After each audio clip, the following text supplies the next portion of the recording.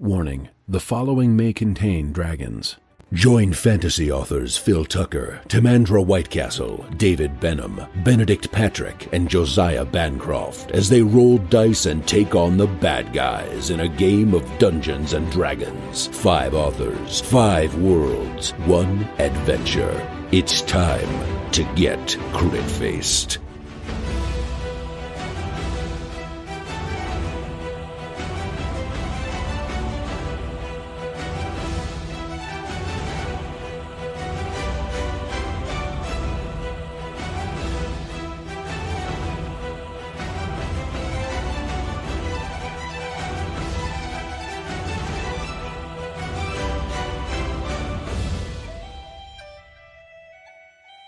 I am aiming for places with no people. Yeah. I don't want to hurt anybody. Yeah. But unattended carts, bales of hay that have been soaked in oil, anything that. Yeah, there are, because the livestock are within the horses are within the carts. So there are feeding troughs there with dry hay in them. You do have carts as well, although you do get the impression that some of them might be inhabited by like children and stuff.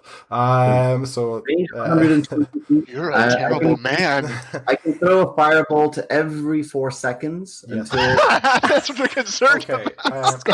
Master Sonna, you have broken through this ring, but I guess for a moment you probably assume that you've made some kind of mistake because you realise there's a huge amount of movement happening and a lot of shouting behind you, and then you realise that something else on the other side of the camp has attracted the attention of these hooded guards. At the same time, a black figure, a shadowy figure high above the Vistani tent begins spewing out balls of fire that start to catch within the boundary, and you start to hear shouts going up within the tent. What's your plan? To curse Lord Talfrin. No, I'm still invisible, right? Yeah, totally. You're the most successful invisible person we have. So. Then I shall make a mad dash toward the tent. Mm-hmm.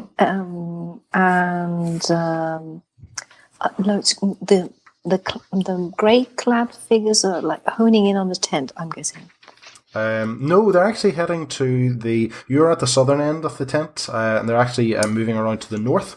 That is where Kellen is, although of course you don't know that at the moment. Exactly. So, then I'll go direction tent, which is hopefully not on fire yet. There are flames, but you can avoid them. They're sort of sporadically placed right now. And so the whole place is in uproar. At the moment, most of the Vistani that are pouring out of the tent and the wagons are they're interested in putting out the flames, basically, that are starting at the moment. There are 1 or 2 that are trying to keep an eye out, but they're just looking around wildly, obviously looking for whichever figure has started this fire. So what do you? If I draw my weapon, do I become visible? Nope. So I sort of go very close to the tent to see whether, or like, perceive that Jean might be alone with however many people. So if you're wanting to sneak within this ring of tents, now don't forget that the Vistani are now out running around, but they are quite distracted. So if you take another stealth check for me as you sort of roll under the wagons and make your way through the crowds of horses, because obviously they are freaking out as well, and the Vistani running around putting out Lord Talfrin's flames. Oh, it's a good one. It's 22.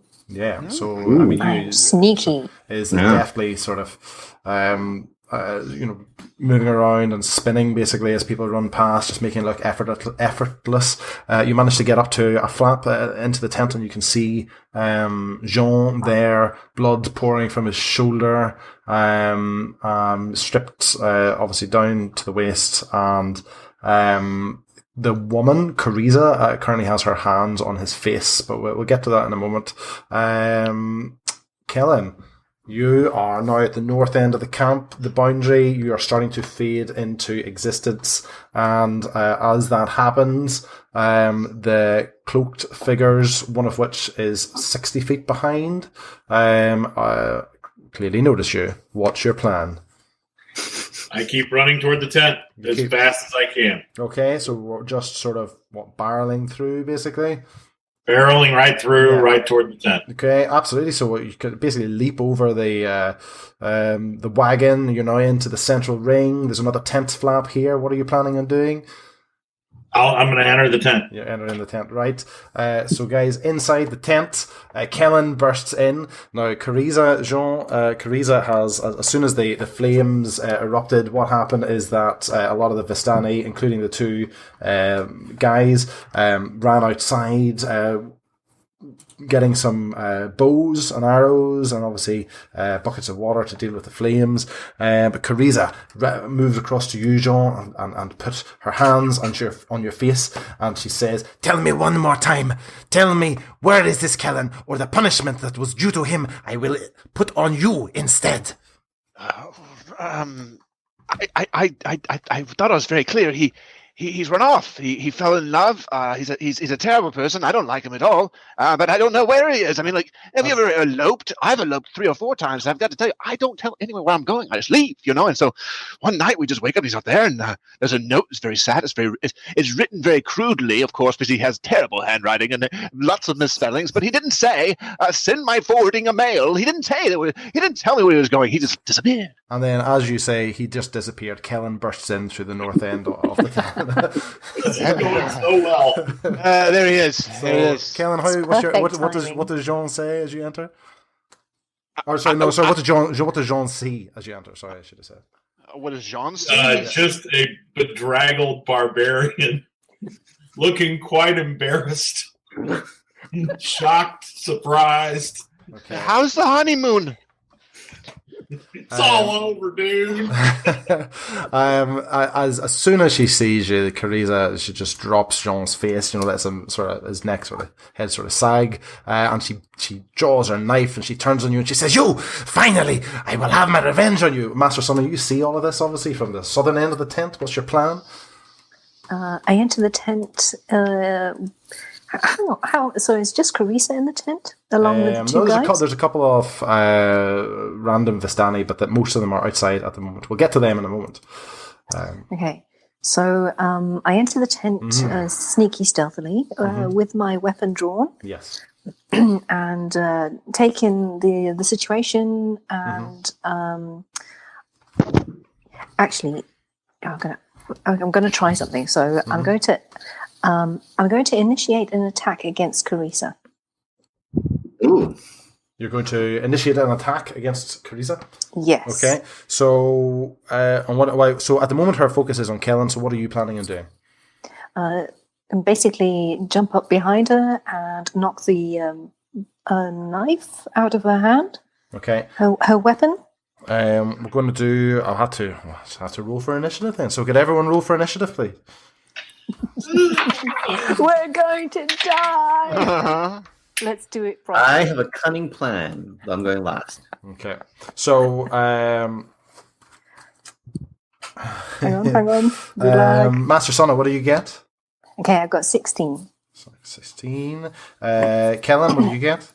21. Okay. Lord Talfin? Nice. 8. Jean, what do you get? 16. 16. Master Sonna, what's your dexterity modifier? 5. And Jean, what's yours? It's like -8. Okay, that's cool. So, Kellen, you're up first. At the moment, you have Cariza. You can see that Master Sonna has just... Well, actually, you can't see Master Sonna. But Master Sonna... never mind about Master Sonna. The tent flap must have moved in the breeze. So you can see Cariza. She is ahead of you. She's drawn her knife. She said she's finally getting her revenge. What are you going to do? I'm just going to Oh, sorry. There's also. Sorry, I should say there's two more Vistani in the room. One male, one female. They are sort of warming. Well, they have been warming themselves in the fire pits. But obviously, once the commotion started, they're just trying to figure out exactly what their plan is. You also are aware that very close behind you are some grey-clad figures that know exactly where you are. I'm going to throw my arms out and say, I'm here, and I'm here to tell you the truth. And to deliver my sincerest apologies. Do you want to take a persuasion check? No.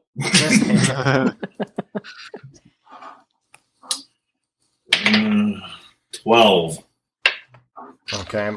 So in response to that, Cariza, she doesn't advance on you, and she says, "You robbed me of my chance to get revenge on you when you attacked me.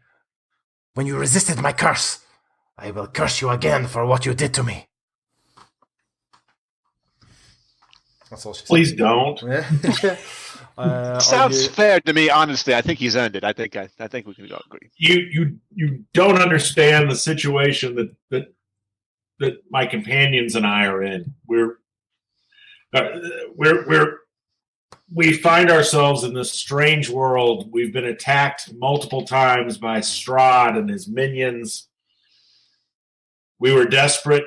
We were looking for a way out, and we felt we had no other choice at the time to do anything other than what we sneak did. into my room and attack me? How has that got anything to do with your situation? We were led to the Inn of the Bloody Vine? What was it? The Blood on the Vine. The Blood of the Vine. We were led there. We thought we could find safety there. We were strictly looking around to make sure that the place was safe, that we were free from Strahd there. Okay. So Master, we had no other choice. I did not mean to cause you harm, and I am terribly sorry and ask that you release my companion. Master Sona, you can obviously see this conversation taking place, but it's now your turn. What are you up to? I'm still going to disarm her.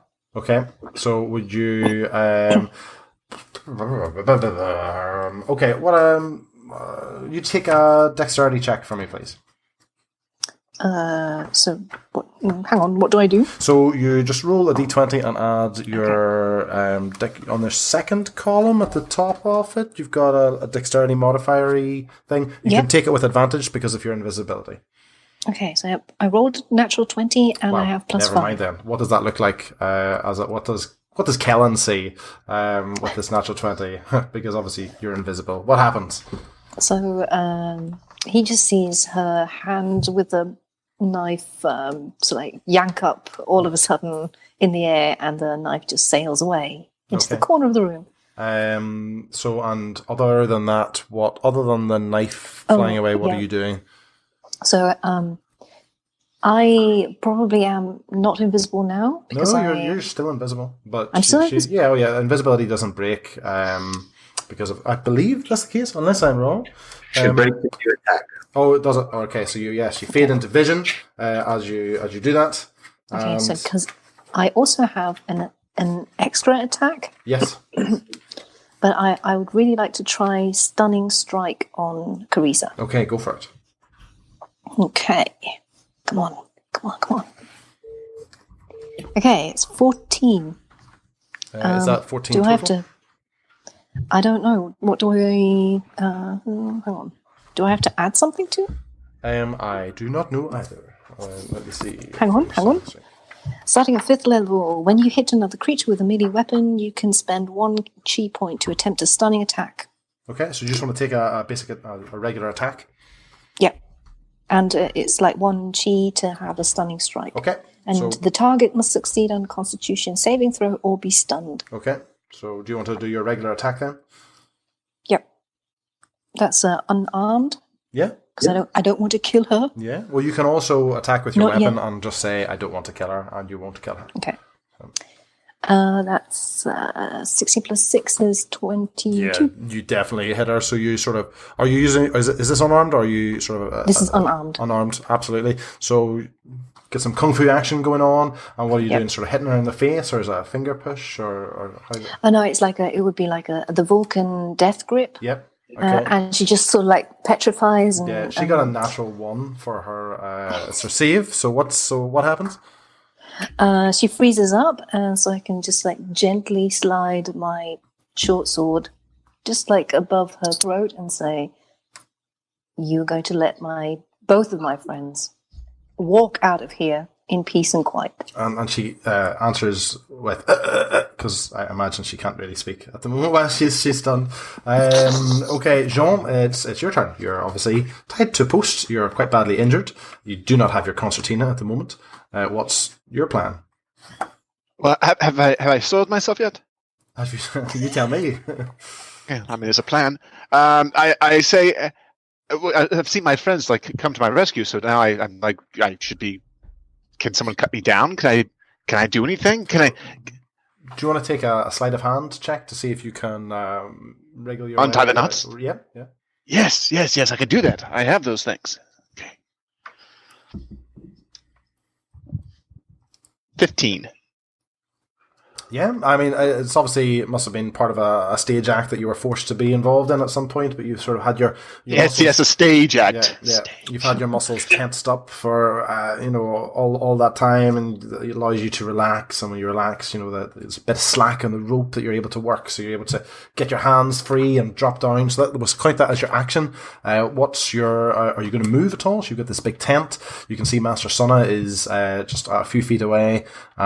She is. She's obviously got Cariza in this grip. There's 2 Vistani close by. They've got blades drawn. They haven't advanced yet. Kellen is just at the north end of the tent as well. Your belongings are nearby too. Oh, okay. Can I go over there and scoop those up? Yep, absolutely. It puts a wee bit of distance between you and the safety of your companions, but you're absolutely, we'll say you've picked them up and you've retrieved them. Lord Talfrin, you have been having a lot of fun. So below you, you're probably aware of the events, vaguely aware of the events inside, because I'm sure you've positioned yourself so you can still have a wee glimpse of the tent. There's a lot of stuff on fire below you. You are aware of at least a dozen people running around in the darkness trying to put out the flames, but you have noticed a few of them preparing bows and arrows to fire in your direction. What is your plan? I am going to cast Disguise Self. Okay. And assume the appearance of Strahd. Okay. That's clothing, rippling cloak, the entire deal. Okay. I will then fly down into the tent with my arms outstretched and boom forth in my best imitation of him. Cease this unsightly activity and release these prisoners into my care. Okay. And then I'll point to my 3 companions to make it clear when we're talking about. Okay. Would you like to take a deception check? Sure. And again, you can take it with advantage because of your disguise. And flying down. Yeah. Vampirically. 14 plus 4 is 18, or let's go with the 18. Okay, so really you're really just at the moment trying to convince the 2 Vistani and I guess Cariza in there as well, and we'll get to their turn in a minute and we'll find out. In fact, it is their turn right now. So Cariza, obviously, she can't do anything at the moment. She's in Master Sunna's grip. But the 2 Vistani are looking at each other unsure, and they go, Lord Strahd, is it really you? Was it you who attacked our camp? You have earned my displeasure in this treatment of those whom I wish to torture myself. How dare you lay your hands upon these esteemed aliens to our land? Their pain and blood is mine alone. You hear one of them say, "It is true. He really does like to torture." But it seems to be effective because although they don't back off, they seem very confused. They're looking for their leaders.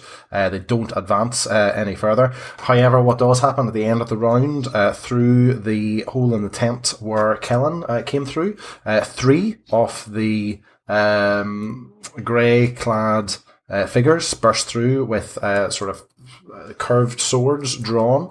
Now you can see again clearly their pointed ears here. They're elves. They are elves. I don't know if they're elves in your world, but they are elves. But with very unusual, as I said, sort of faded ashen skin.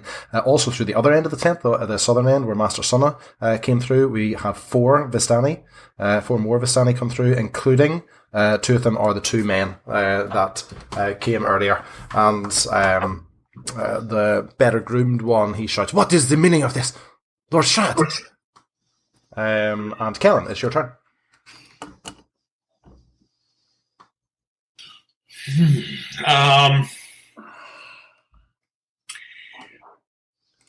I'll turn toward the elves, and I'll ready my axe, and I say, don't dare attack us. You see who wants us and what he wants with us. Do you want to take an intimidation check?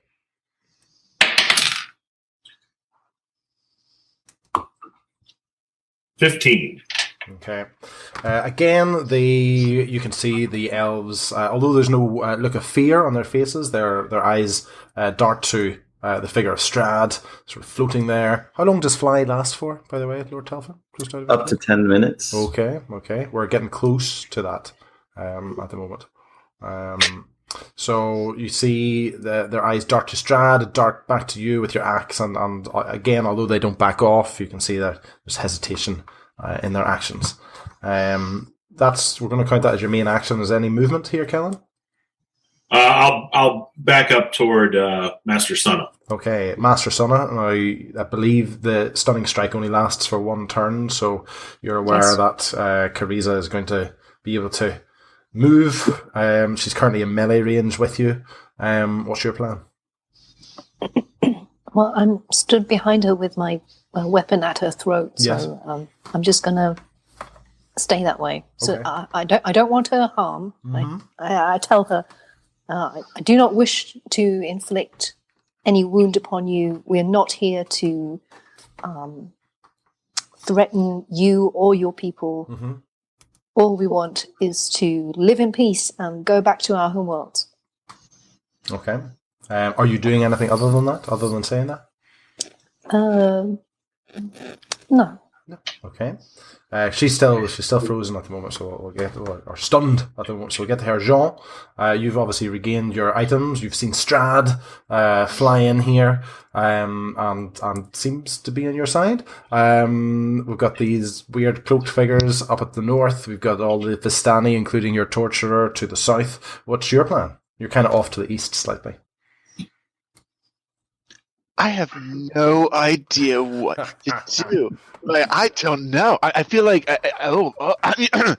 I suppose I should shoot someone with a crossbow. That's what I do when I don't know what to do. Maybe I should start with myself. Come to Strahd. So you might shuffle over to us. Yes. I know what I should do here. I say, Master, to Strahd, Master, you've come for me. I knew you could not resist this sweet morsel for long.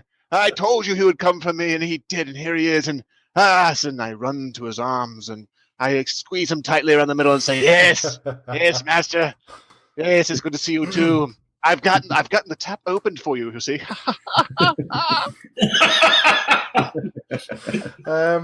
Lord Talfin, you see all this going on. You're aware that you're running out of flight time. There's quite a few bodies in the room now. They seem to have been convinced so far by your deception. So I cast Fly on Jean, and I seize him by the neck. So it looks like I'm effortlessly lifting him up. And I turn to the others and say, I will take this one to my castle, and these two, and I point at Master Sunna and Kalik, they are to be let free so that I may hunt them down at my desire. If you disobey me in this, my wrath will leave this camp in complete ashes and all of you in pools of delectable blood. And then he fly up and out of sight. Hopefully, just before you go, Cariza, at your words, Cariza, her sort of throat loosens. She's able to get herself again. She says, "But Strahd, I have searched for this Kellen. He has wronged me. I need to punish him. I need to bestow my Vistani's curse upon him. I will hold him in keeping for you at my castle. If your need is so grave, present yourself there, and I will be convinced. Until then, he will languish in my dungeon for you. And if you dare cross me now, then the rest of your camp will be destroyed by your lack of basic courtesy." Okay. And then you fly off. Then, we fly off with much fluttering of cloaks and flashing of elongated canines. Dramatically. Sprinkling we vamp it up so that they know that we're vampires. Okay. So Jean and Lord Talfin, also known as Strahd, have flown away. Master Sunna and Kellen combat seems to have stopped because the Vistani have been somewhat convinced by Strahd, but you can see there's a tension in their movements. There's obviously a lot of shouting running around outside. The elves in particular, just get the impression that they're not quite as cowed as the humans are. What are your plans? Well, we need to get out of the camp, so I still have my sword at Carisa's throat. Yes. And then how about we do a hostage situation and walk with her towards the edge of the camp so that she doesn't curse Kellen or,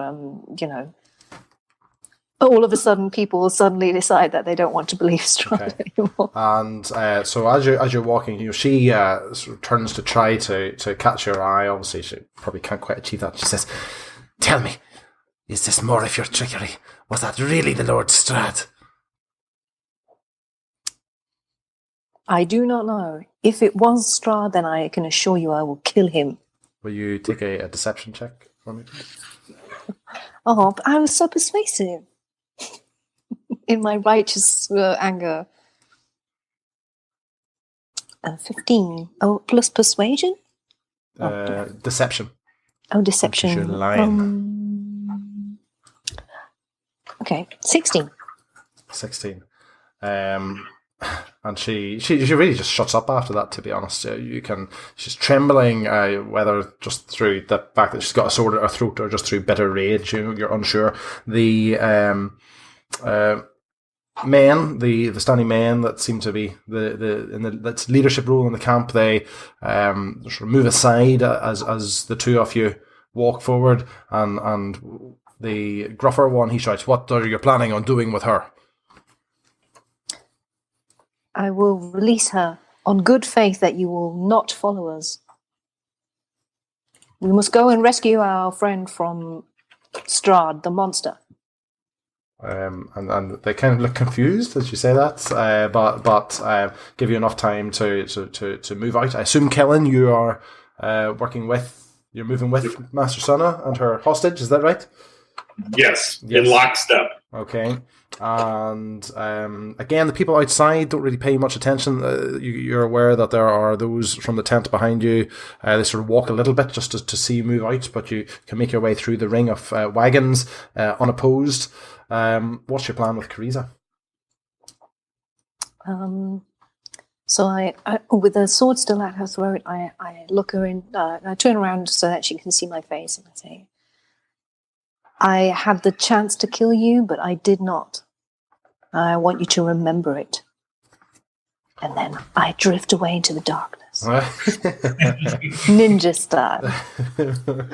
Okay. Lord Talfin, your flight has it really ran out almost as soon as you exited the tent. So where did you and Jean go? Well, as soon as we lift up, I obviously drop the disguise so that Jean doesn't... Because I can tell he's absolutely terrified and completely buys into my disguise. So I instead quickly just fly to the edge of the camp, as far as my flight allows us, with Jean. And I turn to him and beam, quite pleased with myself. And I say, "Isn't this wonderful?" And I gesture at General sort of sky and the flight that we're enjoying. But unfortunately, I am running short on time. We must descend. And I try and find a relatively secluded little glade close to the camp where we can touch down without being seen. Okay. Jean, how's the flight going for you? Well, I felt very queasy at first, but I'm relieved that it wasn't actually Strahd, because I was you know what it was? I think your impressions are pretty good, but I think I do a better Strahd. I think I do. Undoubtedly, but in this case, you were trussed up like a rotisserie chicken. Yes. I had them right where I wanted them. Yes. Strahd with the trussing is not trust. Yes. So I would say in this case, out of the two of us, if there were a panel of judges, I would win the Strahd points. I'll give you that. I'll give you that. And I had to say, you have to teach me how to fly, because that is a magician trick I want to know. Right now I don't know how to fly. Yes. The trick is to just fall and then forget as you fall that you're falling. Oh, is that it? This sounds like the start of many suicides. So, Master Sona and Kellen, you guys are in the woods. It's probably occurred to you at this moment that there was no real decision made on a rendezvous point. So you're now firebolt. But I'm going to assume that we've got we'd be using our tracking situation. So and I imagine it's in a similar position to where the boulder was hidden in the first place. So eventually, the heroes reunite. And we're all alive. Somehow we survived that against our best efforts. Except for Jean's shirt. Yes, I lost my shirt. But I think we learned an important lesson. I think when we all look back on this, we all learned an important lesson. When in doubt, I hope you learned an important lesson, my friend. What do you mean? I had everything under control, and I just that was a terrible plan. That was a terrible plan. But the good thing is that we also know that the Vistani do not have Irina, or that they're looking for her as well. Yes, we did learn that. And also, I am quite bleeding to death. Can someone help me? Or is there a healer? Anyone? I think that's you. That's you. I'm the healer? Yes. Okay. I'm going to just do one of these things where I go, all right, feel better. No, how do I heal myself? You guys play the song. You could take a short rest. You are quite close to the camp, obviously, still. But obviously, you could take a half-hour rest, and that would allow you guys to roll any dice that might heal. You know what I say? I say that we try out my new tiny hut. I was inspired. Someone visited me in a vision. I heard several voices about this tiny hut that I can cast, and we can all be inside it for up to 8 hours, take a long rest. No one can get in, no one can get out. Well, actually, you can get out, but you wouldn't want to leave. And then we'll have woken up, refreshed, and with all of our spells. I would say we should do that after maybe hightailing it for about half an hour away from the camp. But they do have elven rangers. Yes. Okay, so no rests? Not yet. Soon. So just bleed. Look, here is some medicinal moss. I scrape it off a tree trunk. That is just moss. Just moss. Medicinal. Look, smell. Pack it in here with the wet mud. Pack it entirely. No bleeding if you squeeze on it hard enough, like so. If you wanted me to die, you could have just left me. Like so.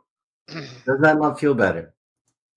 How about you use the shirt? Very, very judicious application of fire to sear and it over. Feels much better. There's no tingling at all. No. There you go. How about a jog? Anyone up for a run before the elves show up? I want Kellen to carry me. I'm very, very weak. And he owes me. Okay. So guys, I don't know if you recall, you're not too far away still from the town of Vallaki. You travelled south through the woods a bit to get to the Vistani camp, but there was a road, the Sphalic road, the road that you've really been travelling on since day one of arriving in here. It was still running to the west. It certainly would be possible for you just to head north again and regain the road. or not, as the case may be. I think we were following the road because it was the last place that we saw Irina was. Yeah, she was with somewhere. The reason you come to the camp because you had heard that Irina had been sighted. There were magpies had told you that Irina had been taken by Vistani. However, obviously you just found out that somebody else has broken in and taken her from the Vistani. The only other location that you're really aware of is your promise to. You're aware there is a settlement called Kresik off to the west, but obviously you've also promised the Were Magpies that you would check out the winery, which is also to the west. Yeah. Oh, let's go to the winery. That sounds good. Let's go drink wine. How about a suggestion? How about we just hightail it for half an hour, camp, have a long rest inside the hut, and then maybe just do one quick loop of the Vistani camp, just checking for tracks. If we don't find any tracks, we go to the winery. What do you guys think? Just so we can, No, I think that's a good idea. Feel like we made our did everything we could for Irina before going off on a wine tour. Okay. Agreed.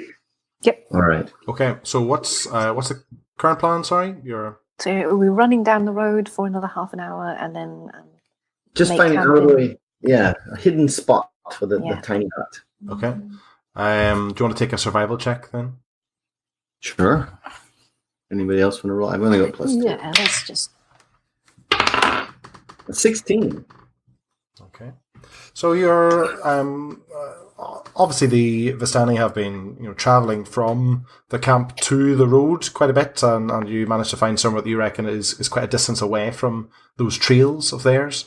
Basically, we're in a wee copse of trees, but 2 of them have fallen down, and their tree roots are sort of making a vague shelter type formation, and that could be certainly a place for Jean to work his magic. If you want. Yes, this seems like the place. This is what I was thinking of. Before I was wrong, but this is a nice place for a tiny imaginary hut. I have a new song that I've been working on the concertina. It's called Leomund's Tiny Hut. That is, it's not what you think. It's just a nice little place to have a rest. Okay. So what happened? What does everyone see?